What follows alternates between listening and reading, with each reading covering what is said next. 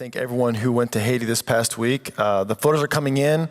Looking forward to hearing your stories. But I want to thank you personally for all the work you did.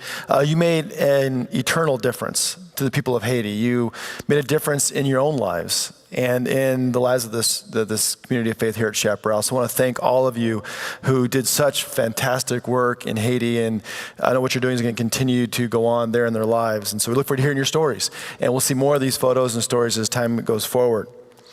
The second thing I want to do before we get started is recognize that today is a day that almost verges on a holiday, kind of a national holiday, because today families will gather together, they will get food, they will get snacks, they will sit around couches, they will turn on the TV with one goal: to watch commercials. And I'm not really kidding all that much about that. I mean, like seriously, if you think about it, the commercials have become the thing, or the halftime show. Like the game itself is like, who's playing again? I'm not really sure. I'm not really paying attention. If you don't believe me, today, if you're watching the game, look for that first person who says, shh, the commercials are on. It's going to happen, right? But it's kind of funny that the two best teams in professional football are going to play each other today, this evening, and we're more concerned about the snacks and the commercials and all that kind of stuff going around it. Even betting. I listened to the radio today, or this week, I was driving around, and I heard that they're going to be over $4 million, or $4 billion with a B. $4 billion will be bet on this football game this year. $4 billion. That is about the size of the budget of the city of Phoenix. Now, that being said, not all of those bets will be on the game. In fact, most of those bets are going to be on what they call prop bets. You know what prop bets are? It's on the other stuff, the sideline stuff. Like if you don't care about football, you can still participate. So you can wager on, will the national anthem be longer than 2 minutes? Okay? Another one I saw was the odds of which company will air the first commercial after the coin toss. Another one, what color will the Gatorade be that gets poured on the head coach? Right now, orange is the favorite, purple is the last. My favorite one, though, is who will the Super Bowl MVP thank first? Who will the MVP of the Super Bowl thank first? Odds on favorite are teammates at 3-2. Second, nobody at 5-2. And third, God is 3-1. I mean, we had these whole kind of crazy stuff. Well, the truth is, with something like this big, and it's been going on for so long, we kind of get distracted by stuff around us. We find things that interest us when we look at something like the Super Bowl and the game, or those commercials, or the snacks, or the people, or whatever. So we don't focus on everything. We have to pick and choose. Now, for the last few weeks, we've been looking at this series called High Seas, and stories in the Bible that take place on the open high seas. And so far, we've looked at kind of the bigger stories in the Bible, the ones we kind of focus on, the ones that are most popular. So we looked at Noah first, and how Noah spent a year with a bunch of animals, including spiders and mosquitoes. Thank you for that, Noah. Could have left those aside if you really wanted to, but he didn't. We looked at Jonah and how he was the worst fisherman in history, right? You go catch fish, not be caught by them. And yet he learned a lot about himself in that story. And then last week, we looked at the crossing of the Red Sea, another huge, important story. Most of us know the story of Moses crossing the Red Sea. By the way, I forgot an important part. In fact, Bly pointed out I skipped an entire slide last week, so I apologize that I forgot that. I thought I'd correct that mistake now. Just real quick, anybody know how Moses actually parted the Red Sea? What did he use to part the Red Sea? Anybody remember? Yeah, we think it's his staff, but in reality, what he really used was a seesaw. You can use that during one of the commercials later today. Okay, here's the reality. Sorry, just getting it now. Here's the reality. These are big, powerful stories. We know even if you're not familiar with the Bible, you know about Noah, probably Jonah, and the crossing of the Red Sea. Today, though, we're going to pick up a story that I have never delivered in a sermon before in over 15 years. is rarely looked at and it's kind of buried, but it's an important story. It takes up an entire chapter of a book, but we rarely talk about this story. So I thought we would share this kind of together. It's buried in a book that we call Acts. Now, Acts is in the New Testament. It comes after the stories of Jesus' life and ministry. It occurs after he's died and resurrected and gone into heaven. And it's the story in Acts of the earliest Christians and how they started the church and spread Jesus' message to the world and that kind of stuff. The second half of that book of Acts kind of focuses on one person named Paul. Now, Paul was a guy that really took the message into kind of the Asia Minor, Italy, that kind of area, Greece, that kind of stuff. And this story about Paul we're going to look at today takes, again, an entire chapter, a big section, and it relates around a shipwreck. Now, all of Paul's travels, how he went throughout the world, was not an easy task. He ran into a lot of difficulty as he tried to spread Jesus' message. He suffered a lot. And in fact, in one letter he wrote to one of his churches, he gives a long list of some of his difficulties. And in there he says this, 2 Corinthians 11:26. 3 times I was shipwrecked. For a night and a day, I was adrift at sea.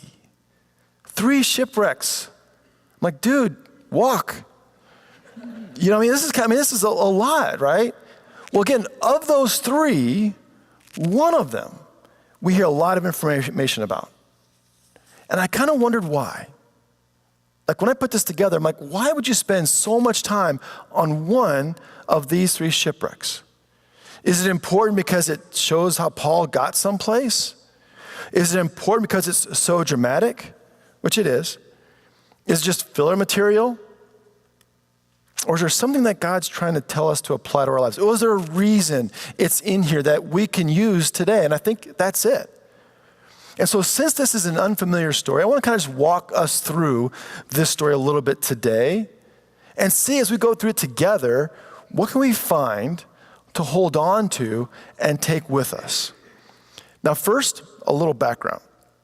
In this part of the story, Paul has returned to Jerusalem. He spent a lot of time in what's now Greece and what's now Turkey, spreading the message of Jesus to what's called the Gentiles, non-Jewish folks, people like us. He's out there spreading this good news, and now he's coming back to Jerusalem because he wants to go to the temple to worship.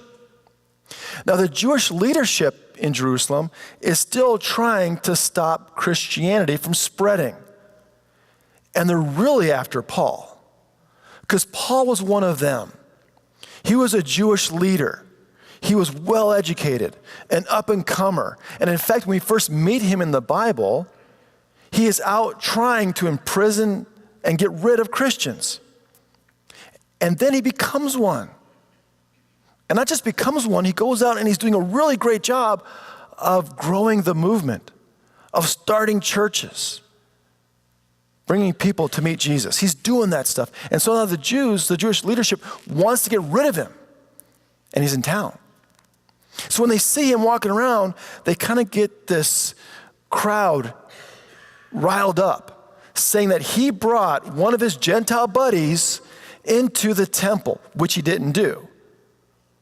But because they see him in town with Gentiles, they kind of make up these charges. And they get the mob all riled up and they want to kill Paul. Well, thankfully, the Romans are still in charge. And so they see this going on. They see this mob taking place and they grab Paul and arrest him. Again, did nothing wrong, but they arrest him and they pull him into the barracks, find what's going on. And Paul says, hold on a second. I'm a Roman citizen. You can't arrest me without a trial. Yeah, I'm Jewish, but I'm also a Roman citizen. So they're like, oh, now what do we do? We're kind of stuck. Well, the Jewish leadership still wants him dead. They don't want him in Roman custody. They don't want him even in prison. They want him dead. So a bunch of them, over 40, make a pact. They will not eat, they will not drink until Paul dies. And so they go and they make a little conspiracy. They tell the Romans, hey, can you bring him out so we can have a trial and just talk to him and hear his side of the story? Meanwhile, what's their plan? To ambush him and kill him. Well, Paul has a sister. And his sister hears this plot, this ambush plot, and so she goes and tells Paul. And Paul tells the Romans. And it almost is like a big conspiracy, but this is a really big deal. In fact, if you take a look at the Bible, you kind of get an idea of how big this is, because what they're going to do is they decide to take Paul out of Jerusalem, get him away from here to Caesarea, up the coast where the governor is, Governor Felix. Take a look at what happens. Acts 23. Then he summoned 2 of the centurions and said, "Get ready to leave by 9 o'clock tonight for Caesarea with," and get this, 200 soldiers, 70 horsemen, and 200 spearmen, and also provide mounts for Paul to ride and take him safely to Felix the governor. Do you get that? 470 soldiers will accompany him to Caesarea. That's a huge entourage. This is not some little bitty thing. This is a big deal. And in fact, if you think about it, this is a huge storm in Paul's life. He did nothing wrong. There's no justice for Paul. He is being taken as a prisoner to the governor. Now, maybe you've been through that kind of thing yourself. You've done nothing wrong. You're in the situation where the storm clouds just kind of build around you. You're kind of in that fog, in that haze, and you can't see the way forward. You feel the rain pounding against your face, and you're wondering how you got there. And in those dark moments, in those storms, you can kind of feel isolated, cut off from the people you care most about. You think Paul gets that? Again, he's been out starting these young, new churches. He cares about them. He loves them. And now he's cut off from them, cut off from his friends, and being taken as a prisoner for doing nothing wrong to a different town. Maybe you've been there too. And when those storms happen, what do you hope for? Well, I mean, obviously you want the storm to end, right? You want to see blue skies again. You want hope again. But before that, I think we hope that there is an end. We hope that the storm won't be the last one we see, that it'll be our end. We want to hold on to hope that we're not in it alone. And I believe that because Paul felt that. Don't think that Paul was this guy's like, oh, it's all good with me. He struggled too. I think his storms are just as bad as our storms. His darkness just as bad as ours. Because while he's imprisoned, you find out that God's aware of it as well. Take a look at Acts 23, verse 11. While he's in custody, it says, that night, the Lord, Jesus himself, stood near him and said, "Keep up your courage, for just as you have testified for me in Jerusalem, so you must bear witness also in Rome." So here's this guy in this storm, and Jesus shows up and says, you know what? Keep going forward. Keep moving ahead. I've got a mission for you. It's not going to end here in Caesarea. You're going to Rome. And you're going to tell my story. You're going to tell your story to the emperor. See, God is not only aware of what is going on, he's with Jesus. What I love about this story here is that, take a look at this verse a little more closely. It says, he stands near him, right there. The Lord stood. Sometimes we read verses in the Bible and kind of read over stuff. Don't miss this. It doesn't just say the Lord spoke to him and said, or the Lord was there and said, or a voice said. Nothing. The Lord stood near him. The Lord was in the storm with Paul and said, I got a mission for you to do. I'm not taking the storm away. It's still going to be there.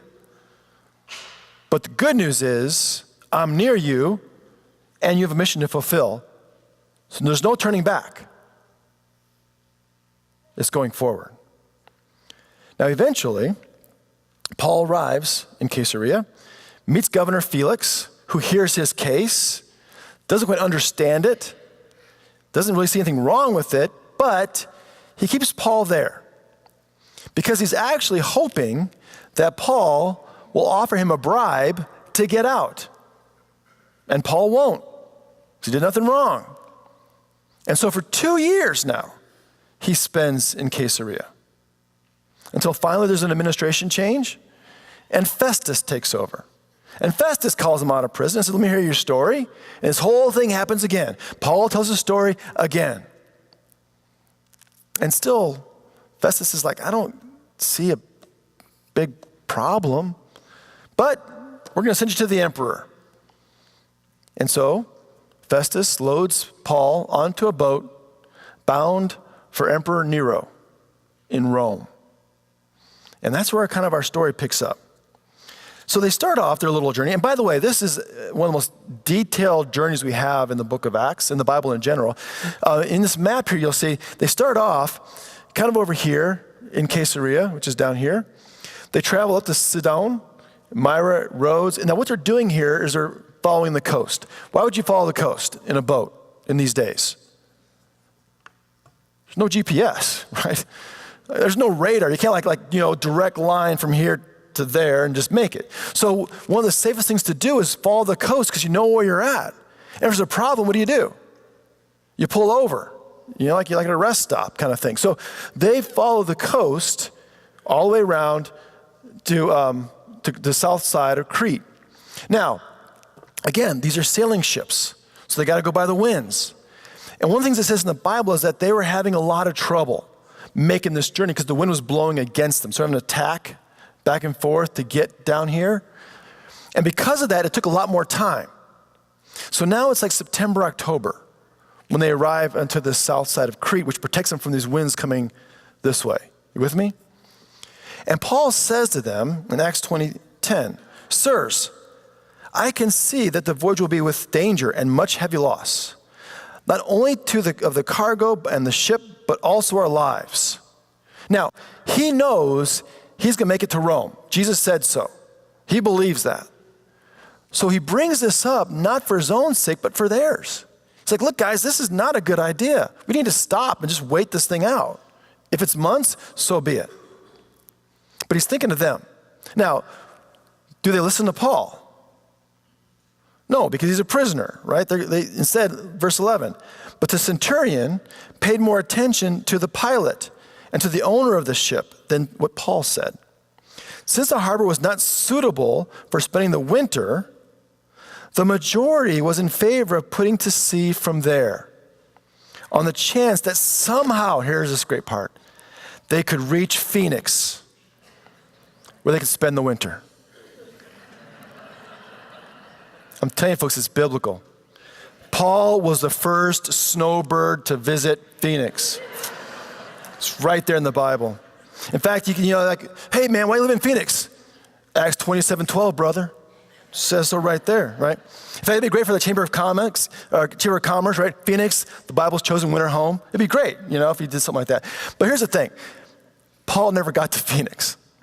Okay, Phoenix was on the far side of Crete. What happened was, go back to that map. Here's Phoenix, okay? They come off of Phoenix. They're hoping for a wind to blow them this way. What happens? They get this northeastern wind, it says, that comes straight down here and blows them south. And now look where they're at. They're open seas. No land to follow, nothing to protect them. What it says happens is they just get blown this way, south, and nothing they can do about it. They throw out anchors, trying to slow them down. That's not working. They're getting beat, and all the storms are coming down. It says in the Bible that the winds, or the sun was obscured. They couldn't see the stars. They couldn't navigate. And they get worried, actually, they're going to come down and hit some rocks down here. Because again, they have no idea where they're at. Acts 27:20.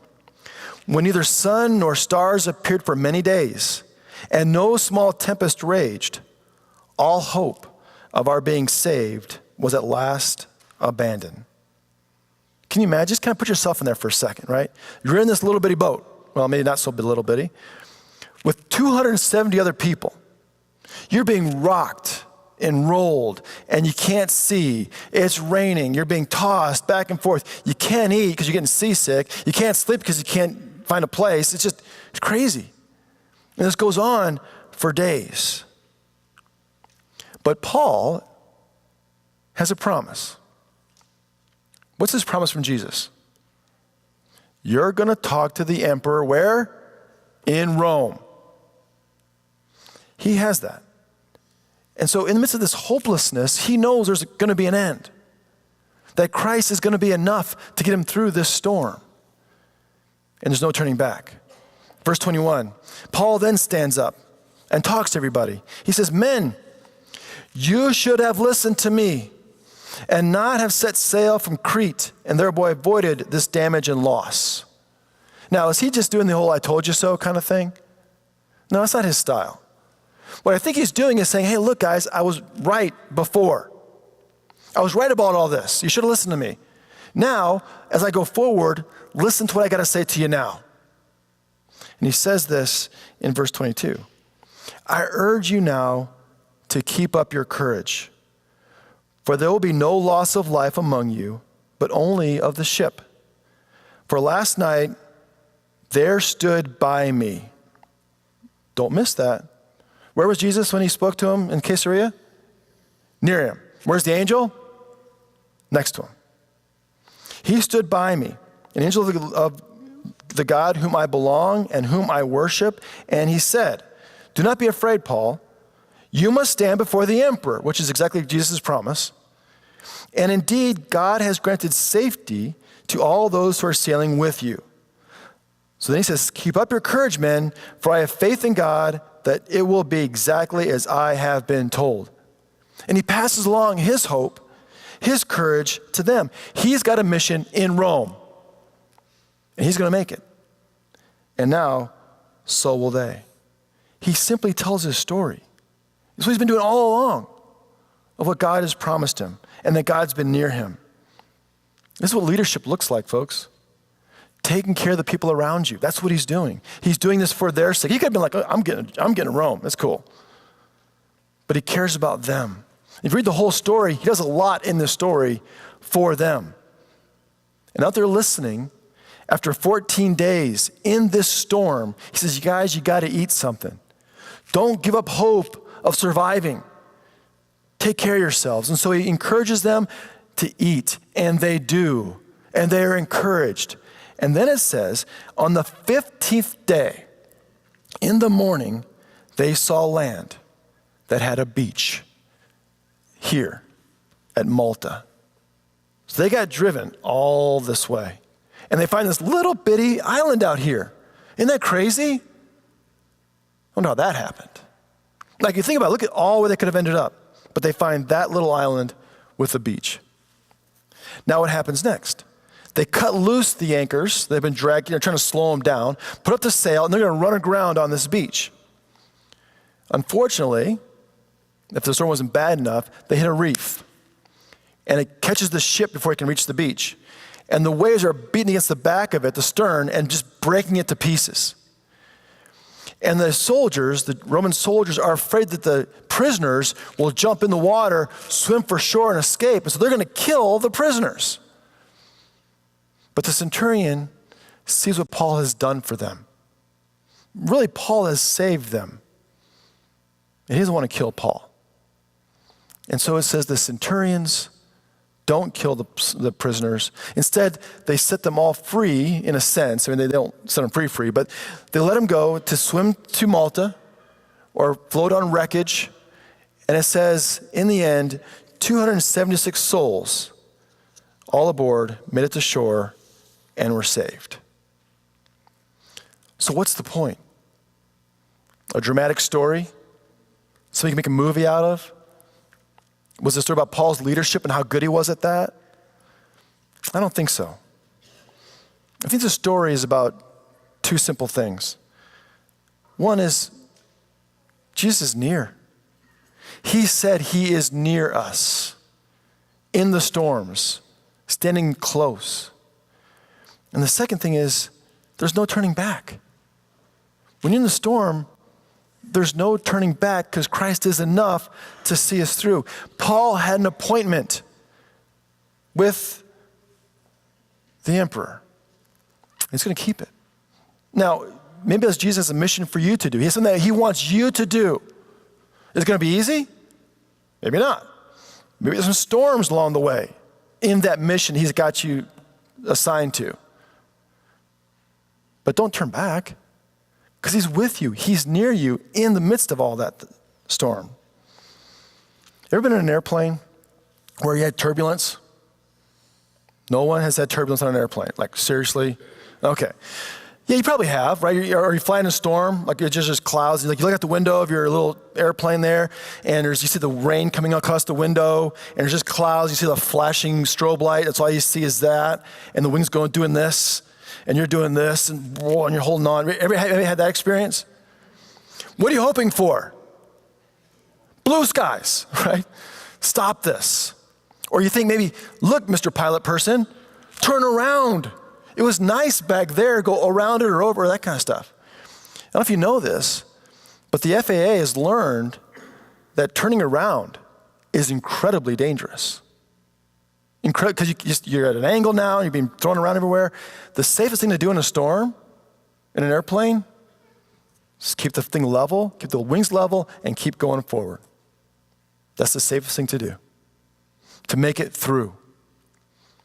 And the same is true of us. I think this story kind of just teaches us in a very, very simple way that Christ is enough, that we have a mission to accomplish. There is an end,